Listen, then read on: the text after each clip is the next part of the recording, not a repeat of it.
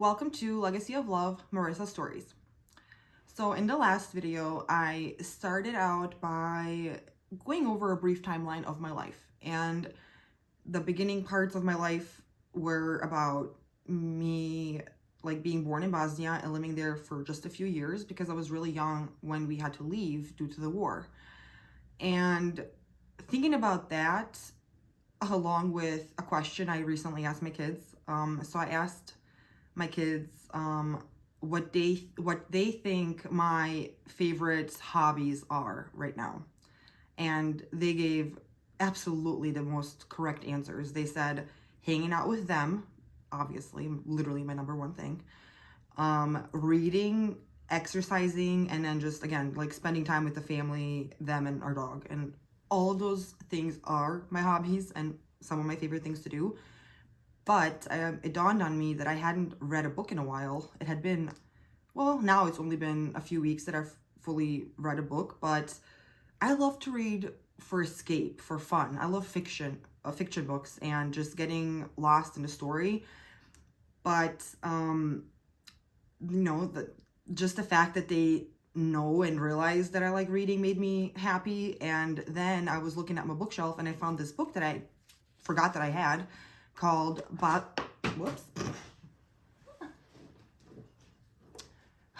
Then I found this book that I forgot that I had on my shelf called Bosnia, What Every American Should Know. And I thought it was really interesting that I had this and I had never read it. I remember specifically buying this at a thrift store for maybe $2, maybe 50 cents. I don't even know. Back in the early 2000s, I think, at some point. And I bought it because it said Bosnia on it, and I'm like, whoa, cool. And then the title, obviously, What Every American Should Know, has been something I've been wanting to read. But honestly, I think myself and maybe probably others of my generation have some trauma related to leaving our home country and unwillingly having to leave due to the war. So it's been a little hard to even think about with that, but I feel that now that I've kind of talked about Yugoslavia and where I'm from, I think it would be a really good time to read this book for myself and for others out loud to kind of just bring awareness to what did happen. Because believe it or not, there's still groups out there that, there are groups out there that deny the war happening, and that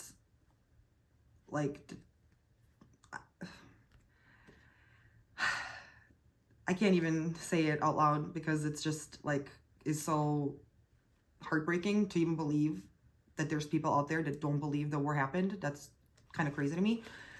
But anyway, that was the introduction basically to me explaining why I want to read this book. It's because I think that it's important to talk about history so that it doesn't repeat itself. And it's important to acknowledge and know where we're from. And I know where I was born. I know that I left at a young age, but I don't know a lot about a lot of the things that I've been kind of pushing under the rug because of my emotional attachment to them. But I do think it's important, like I said. So that's why I will be reading this book out loud for myself and for you all. If you're interested in hearing it, I hope you will stick around and learn something with me. So I will start by reading the back of the book, and then I'll start I'll start with the acknowledgements, even because I think it's important to acknowledge the author and the people that made this book possible. So this is Bosnia, What Every American Should Know by Arthur L. Clarke. This is about how the conflict began, why the U.S. became involved, and what the future may bring. This was published in 1996, so the future is now probably, but we can see kind of what has happened since and what we see now. So the back of the book is this. In the past 4 years, civil war has ripped apart the nation that was once Yugoslavia. Hundreds of thousands have died in the most ferocious fighting in Europe since World War II. With U.S. soldiers in Bosnia to enforce the recent peace agreement, the situation has taken on crucial meaning for all Americans. Drawing upon government and historical documents, Arthur L. Clarke has compiled an authoritative and up-to-date resource that includes what to expect from U.S. involvement, history of the region and the current conflicts, the peace agreement, what it really means, government reports on war crimes, detailed maps, lessons from Germany's World War II occupation, and what the future holds. Bosnia, what every American should know, is must-read material for anyone who wants to learn about this troubled region, the conflict that dominates it, and how it will affect America in the years to come. Arthur L. Clarke is a graduate of the Naval War College. He is a major in the U.S. Marine Corps Reserves and holds degrees in law, history, and international relations. Acknowledgements. This book would not have been possible but for the assistance and encouragement offered by dozens of people to whom I am deeply indebted. First, thanks to Natalie Rosenstein of Berkeley Publishing, who had the courage to say yes to this book when so many others said no. Thanks also to Jill Dindeen, Casey Hampton, Karen Ravenel, Jacqueline Sach, and Janet Sains of Berkeley Publishing for their invaluable help. For assistance in research, I would like particularly to thank Sandra Levy of the Slavic Language section of the University of Chicago Library and the entire staff of the reference section of the Oak Lawn Public Library. For help in preparing materials, I would like to thank Tricia O'Connor, Helen Pula, Barbara Staskiewicz, and Marge Villalobs, who were indispensable. For reviewing the initial draft and offering their suggestions, Matthew Blackledge, Ben Costello, Mr. and Mrs. Scott Christensen, Mr. and Mrs. James Granowski, Fritz Heinzen, Richard Longworth, John Murphy, Joan Sherlock, Mike Sweeney, and Milan Vago were particularly helpful. Design and editorial suggestions came from Patricia Berger and Arthur Brown. Equally important to those professionals who helped bring this book to print are the members of my family who have endured the process and the author. I have been particularly blessed with the love and support of Bob Durst, Mr. and Mrs. Mike, Francis, Leonard Somers, and Carol, Gloria, Keith, Kevin, John, Orville, Renee, and Sherry Clark. Otto von Bismarck, when asked what would serve as a catalyst for general war in Europe prior to the start of World War I, replied, "Some damn foolish thing in the Balkans."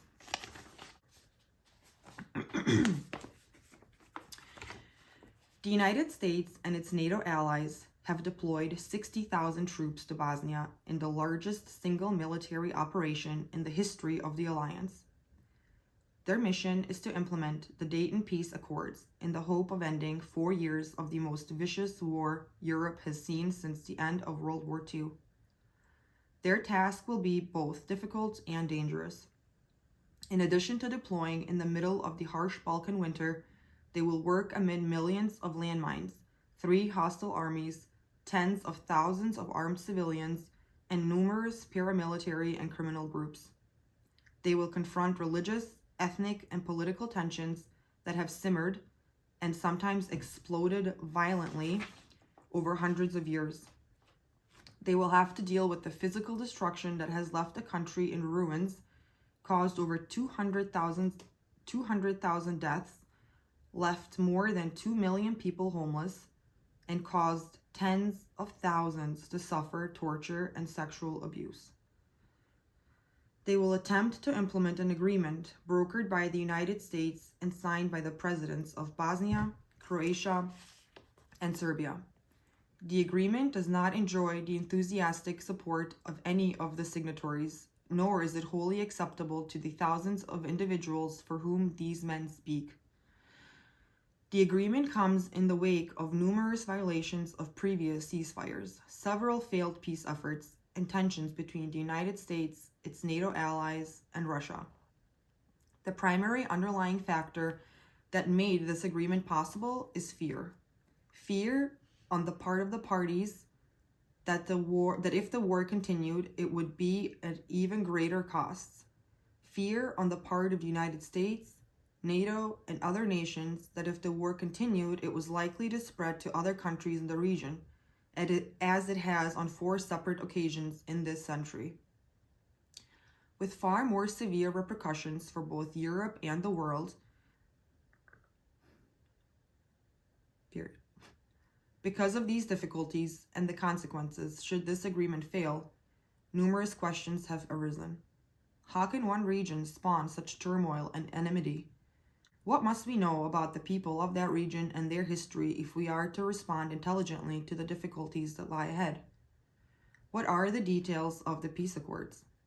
How will U.S. and NATO forces perform their mission? What military lessons should the U.S. and NATO troops be mindful of? This book attempts to answer these and other questions. It provides the reader with a brief historical overview of the Balkans and the wars that have taken place among and within the republics of the former Yugoslavia. The Balkan region is considered as a whole because the current turmoil in Bosnia and Herzegovina emerges from it, inasmuch as the former Yugoslavia was essentially a microcosm of the competing national, ethnic, and religious forces that have governed the region. The book then discusses the remainder of the questions posed.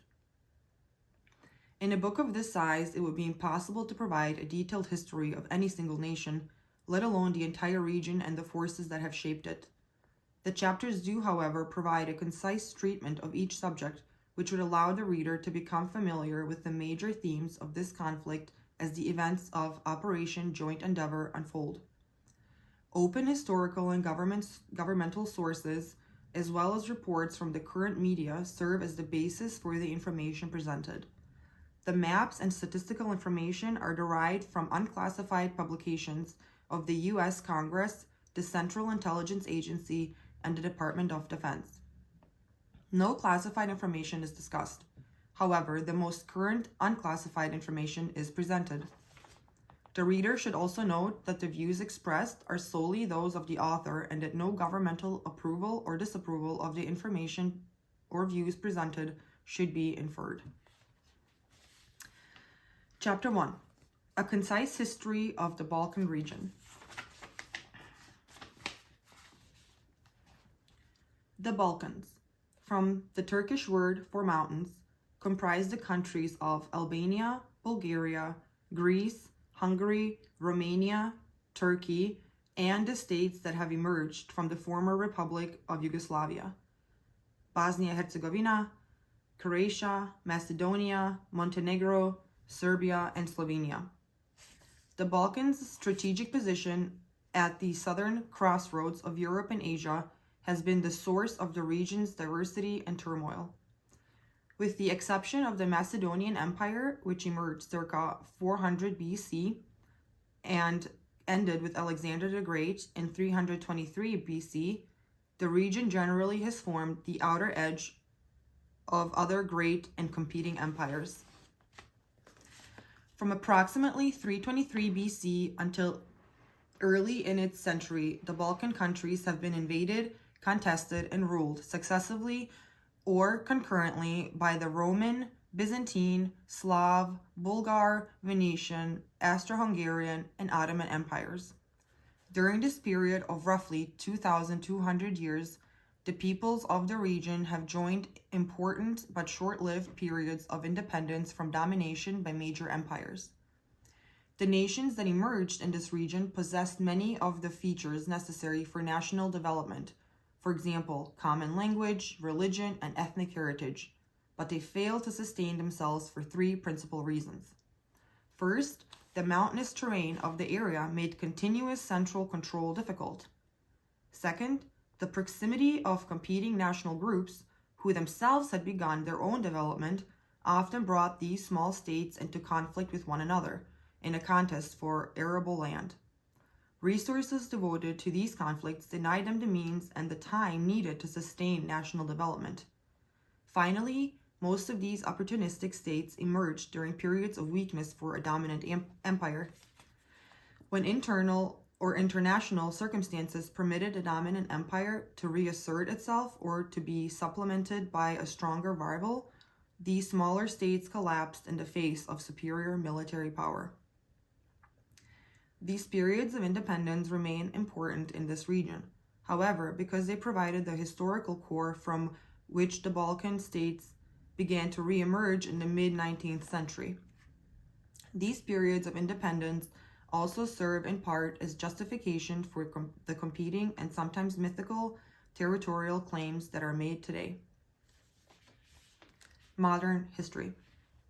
The present states and boundaries of the Balkans began to emerge in the mid-19th century. Developments in the region were governed by two principal forces. The first was nationalism and the drive for democracy, with the former being more dominant.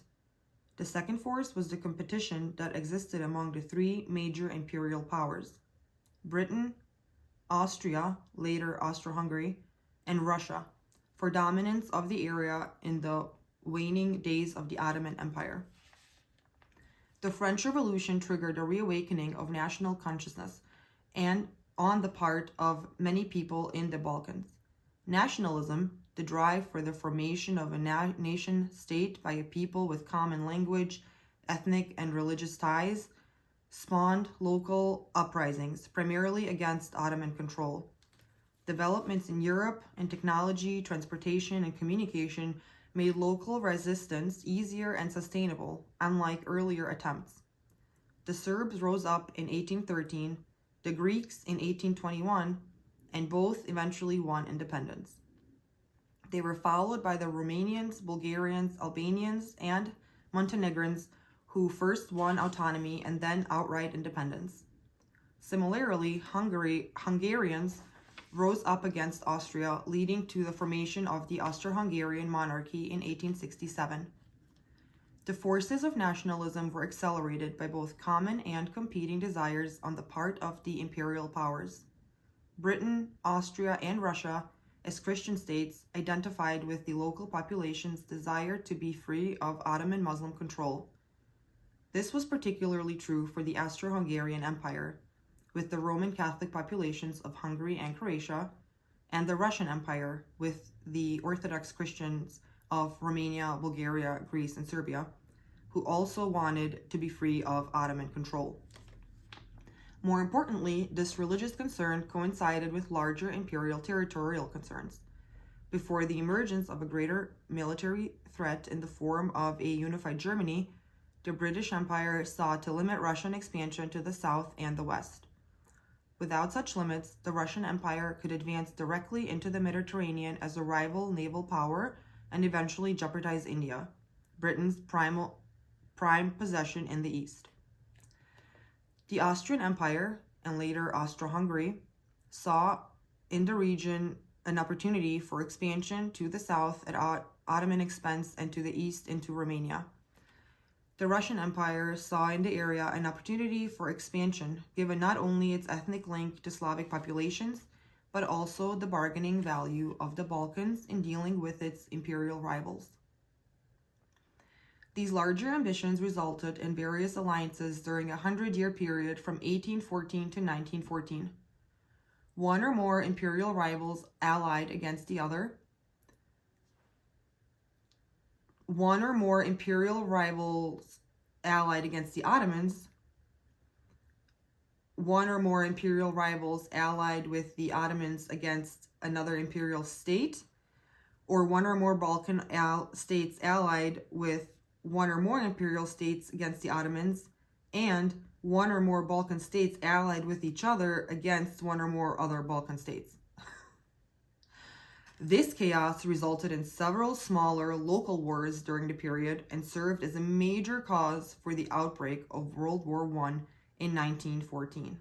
That war, the first one that was global in scope, resulted in the end of the Austro-Hungarian, German, Russian, and Ottoman empires and marked the solidification of the current borders of Albania, Bulgaria, Greece, Romania, Turkey, and the former Republic of Yugoslavia. Chapter 2, the Balkan states.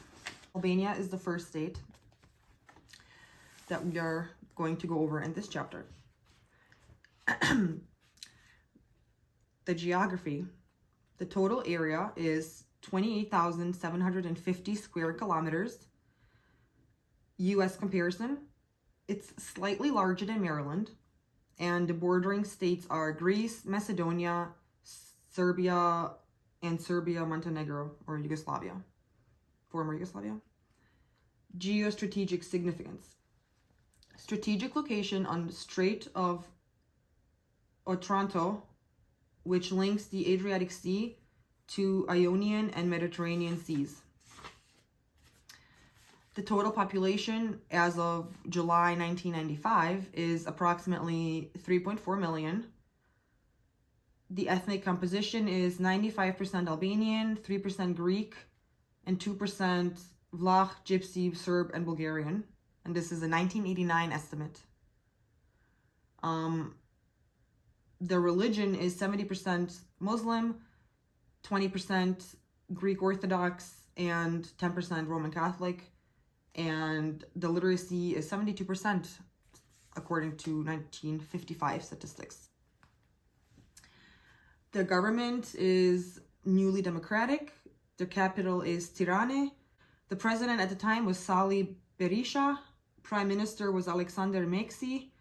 And it says suffrage, universal and compulsory from age 18. Economy. Their currency was lek. The GDP was 3.8 billion per capita. Inflation 16% annually. 1994 estimates. These are all early 90 estimates. Unemployment was 18%. Exports were $112 million. Industries: food processing, textiles and clothing, lumber, oil, cement, chemicals, basic metals, and hydropower. Agriculture was 4% of arable land used for a wide range of crops and livestock. 1/2 of workforce employed in farming. And the industrial growth rate in 1993 is negative 10%. The nation is emerging from over 40 years of Stalinist-type rule with the lowest standard of living in Europe. Significant efforts are being made to move to a more market-oriented economy. This transition is likely to take a long time. Military branches: Army, Navy, Air, and Air Defense Forces, Interior Ministry troops. And the current disputes back in the mid-90s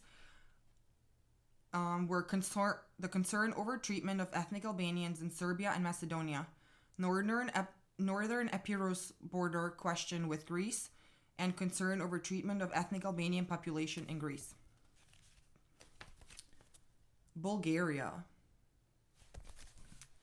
The total area is 110,000 square kilometers approximately. It's slightly larger than the state of Tennessee. And the bordering states are Greece, Macedonia, Romania, Serbia, Montenegro, Yugoslavia, and Turkey. Geostrategic significance: they are located near the Turkish Straits, control key land routes from Europe to the Middle East and Asia. The total population in the mid-90s was approximately 8.7 million, with a negative 0.25% growth rate.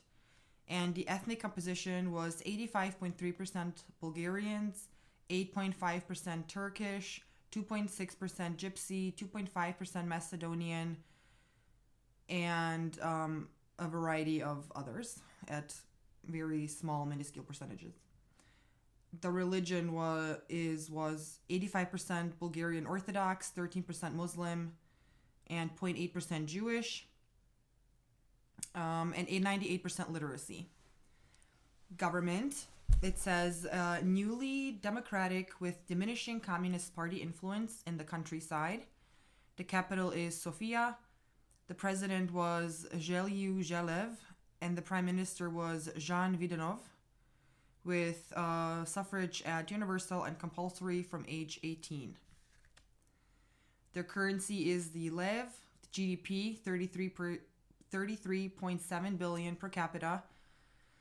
122% inflation annually back in the mid-90s, 16% unemployment rate, and $3.6 billion in exports.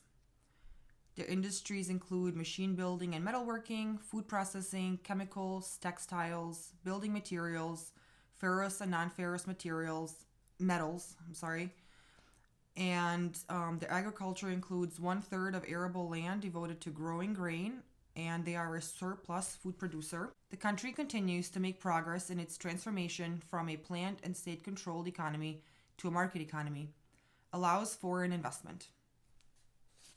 They have military branches in the Army, Navy, Air, and Air Defense Forces. They have frontier troops and internal defense troops. Their current disputes: Macedonia question with Greece and Serbia. Greece is next. Their total area is approximately 131,000 square kilometers. They're slightly smaller than Alabama, and their bordering states are Albania, Bulgaria, Turkey, and Macedonia. Their geostrategic significance: Greece dominates the Aegean Sea and the southern approach to Turkish Straits. Their population back in the mid-90s was 10.6 million people, with 98% being Greek and 2% identifying as other. Religion: 98% are Greek Orthodox, 1.3% are Muslim, 0.7% other, 95% literacy. Government: presidential parliamentary government. Capital: Athens. President was Konstantinos Stephanopoulos. Prime Minister was Andreas Papandreou, in critical condition as of December 1995 due to long-term illness. Suffrage is universal and compulsory from age 18. Economy: their currency is the drachma. GDP is $93.7 billion per capita. Inflation 10.9% annually, mid-90s. Unemployment rate is 10.1% with $9 billion in exports. The industries are food and tobacco processing, textiles, chemicals, metal products, tourism, mining, and petroleum. Agriculture includes 8% of arable land devoted to agriculture, self-sufficient in food except meat, dairy products, and animal feed grains. As a mixed capitalist and socialist economy, Greece secured financial assistance from the European Community with strict conditions for reduction of deficit and public employment, but significant steps in this direction have yet to be made. Military branches: Army, Navy, Air Force, National Guard, and Police. And their current disputes were, again, 1995, 1996, disputes with Turkey regarding airspace, continental shelf, and territorial waters. Cyprus question with Turkey. Northern Epirus question with Albania. Opposed international recognition of Macedonian independence. Hungary. Total area, approximately 93,000 square kilometers. They're slightly smaller than Indiana.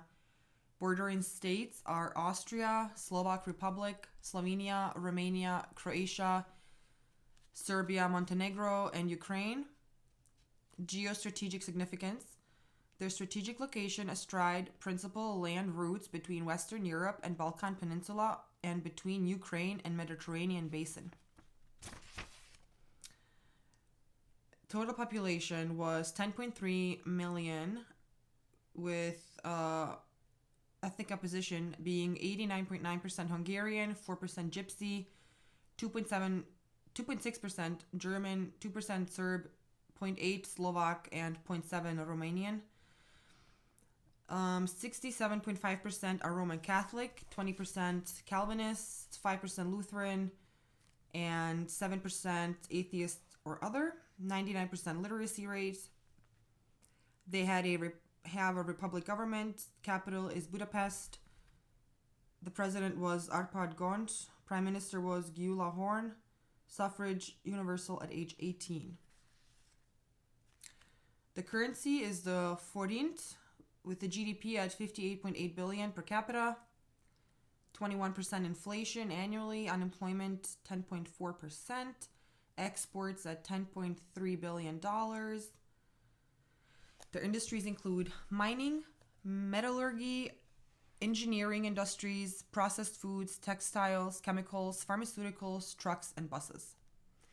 The agriculture is 6.1% of arable land devoted to highly diverse food production, employing 16% of workforce. They continue to move from a command to a market economy. And their current disputes, or the disputes in the mid-90s, were large ethnic Hungarian population in Serbian province of Vojvodina. Romania. Total area is 237.5 thousand square kilometers. They're slightly smaller than Oregon, and the bordering states are Bulgaria, Hungary, Moldavia, Serbia, Montenegro, and Ukraine. Geostrategic significance. Romania controls most of the easily traversable land route between the Balkans, Moldova, and the Ukraine. The total population was 23.1 million, with 89.1% Romanian ethnic composition, Hungarian at 8.9%, German at 0.4%, Ukrainian, Serb, Croat, Russian, Turkish, and Gypsy at 1.6%. 70% are Romanian Orthodox, 6% are Roman Catholic, and 6% Protestant, 18% are unaffiliated, and a 97% literacy rate. The government is a republic with the capital in Bucharest. The president was Ion Ilescu, and the prime minister was Nicolae Vacarau, with suffrage at universal from age 18. Their currency is the leu, and the GDP was at 64.7 billion per capita. 64% inflation annually, and a 10.9% unemployment rate as of 1994. $6 billion in exports. Their industries include mining, timber, construction material, metallurgy, chemicals, machine building, food processing, and petroleum, exhausting current reserves. Agriculture is 3% of arable land in use, requiring 28% of labor force. They are a major wheat and corn producer. The government continues to move from command economy toward one allowing private ownership. Economic progress remains slow. And the disputes, they are non-directly related to current wars. Access to the Danube River means potential impact on UN trade sanctions against Yugoslavia. Turkey. The total area is 780,000 square kilometers. They are slightly larger than Texas, and the bordering states include Armenia, Azerbaijan, Bulgaria, Georgia, Greece, Iran, Iraq, and Syria. Their geostrategic significance. They control Turkish Straits, Bosphorus Sea, the Bosphorus Sea of Marmara, and Dardanelles, which link the Black Sea to the Aegean Sea. 63 million is the total population, estimated in July 95. 80% are Turkish, 20% are Kurdish, 99.8% are Muslim, and 0.2% other, Christian and Jewish. 79% is their literacy rate. The government is identified as the Republican Parliamentary Democracy. The capital is Ankara. President was Süleyman Demirel. Prime Minister was Tansu Çiller, and the suffrage is universal from age 21. Currency is the Turkish lira, with a GDP at $305.2 billion per capita. Inflation is at 106% annually, and the unemployment is 12.6% in 1994. Exports are at $15.3 billion, and their industries include textiles, food processing, mining, steel, petroleum, construction, lumber, and paper. Agriculture, 4% of arable land is used in crop production, and they are self-sufficient most years. Recent economic performance has fallen from strong growth of the 1980s. Industrial growth rate is at 6.7%, estimated in 1993. Current disputes, disputes with Greece with regard to airspace, continental shelf, and territorial waters. Cyprus question, concern over treatment of ethnic Muslims in former Yugoslav republics. And this is where we will stop for today, and we will continue with chapter 3 in the next video. Thank you for watching, and I will talk to you later. Bye!